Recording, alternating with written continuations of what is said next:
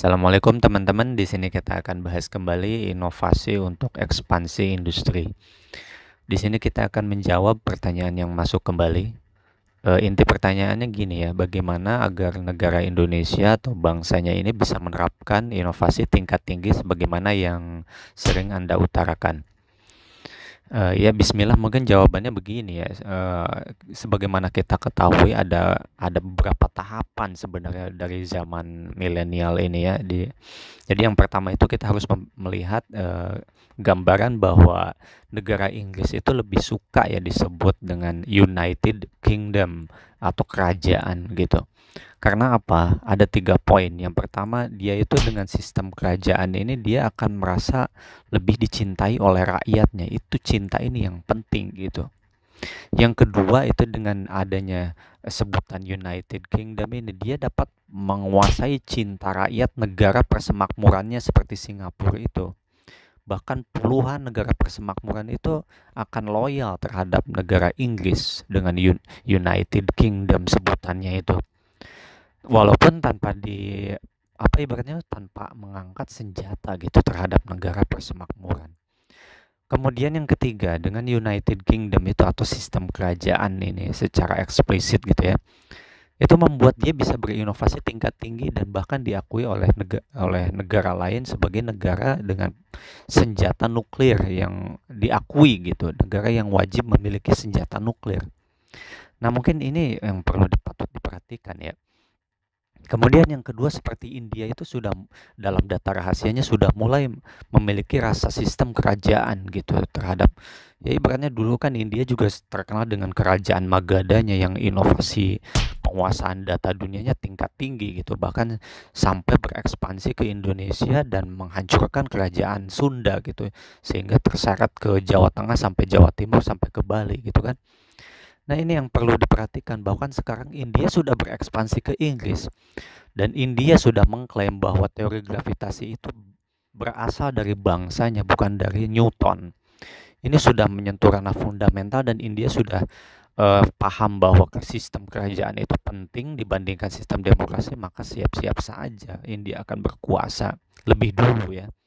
Dan mungkin kalau misalnya disusul sama Cina pun sadar kerajaan mungkin akan terjadi susul menyusul ya, termasuk Jepang misalnya dia kembali lagi ke sistem kesadarannya kerajaan, termasuk Indonesia pun kalau sadar dengan sistem kerajaan ini, maka bisa jadi kekuatan maritim Indonesia ini akan luar biasa besarnya. Jadi bukan hanya sekedar teori ya, sebagaimana saya pernah melihat itu salah satu video Bapak Faisal Basri yang menyatakan kerajaan maritim Indonesia itu jika terbentuk akan terjadi sesuatu yang luar biasa, pendapatan bisa sampai di atas jutaan triliun bisa jadi. Nah, ini ya kuncinya di situ. Gimana caranya supaya bangsa Indonesia ini bisa menerapkan inovasi tingkat tinggi ya.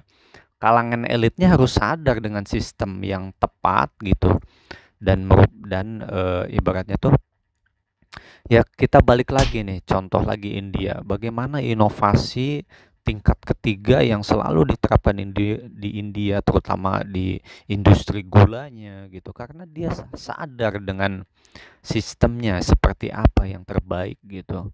Berbeda dengan industri gula di kita kan.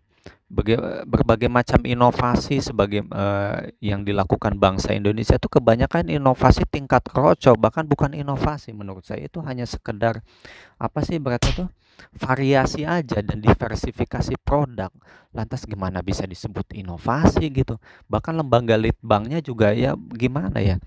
Seakan-akan tidak memiliki pemikiran yang tajam gitu tentang inovasi yang sebenarnya seperti itu.